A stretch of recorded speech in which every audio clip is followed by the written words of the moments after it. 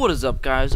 Bronco here with the 17th day of the 23 days of summer, and this map is called Nova Puppis by King Edward the First.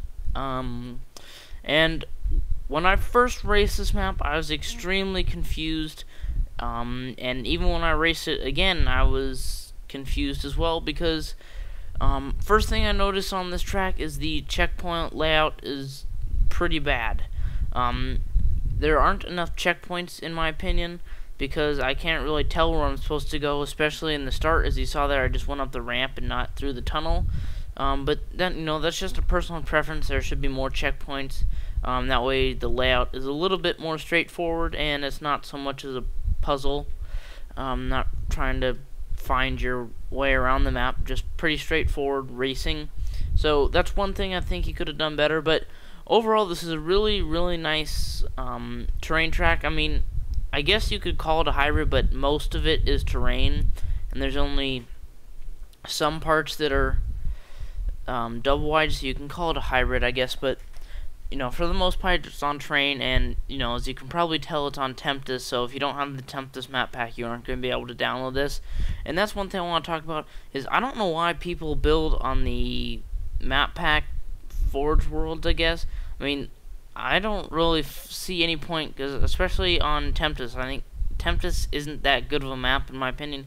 I mean, yes, it does have some nice scenery. It's good for aesthetic maps, but if you're gonna make like a terrain track, why not make it on a map where everyone can download it and everyone can enjoy it without having to pay 800 Microsoft points to enjoy your track? So that's just a personal preference of mine. I usually don't like to forge on Tempest. And I didn't even get the second map pack, I don't think. The only reason I thought about getting it was for the achievements, but I didn't really like the maps that it came with, so I just didn't get it. But anyways, back to the track. Pretty much on the ground, everything is smooth, because you can't really change that unless you put rocks down. But the double wide portion, it is actually pretty smooth. It looks to be free-handed, based on the smoothness. And another thing, I don't really mind if it's not free-handed. I don't freehand myself, and that's the second time I hit that wall. But I do not freehand myself, so I don't really have a problem if you do it or not. But if you do freehand, that definitely is a plus, because it makes your maps a lot smoother. But as you see here, it's a free-handed map. Everything works very well. It has a couple jumps in it. The jumps, you do have to use a one-way shield to help you, but there's nothing wrong with that. And this is the part that I don't understand. I don't understand why he made you drive into a teleporter that said poop on it, and it just seemed kind of pointless. Why could I don't know. It's just, I think it kind of took a little bit away from the map, because I don't really like teleporters, I guess, in maps.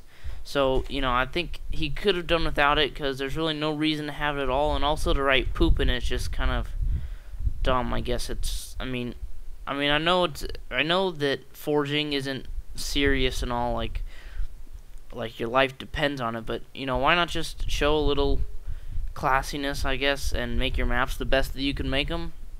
I mean, make your maps represent yourself.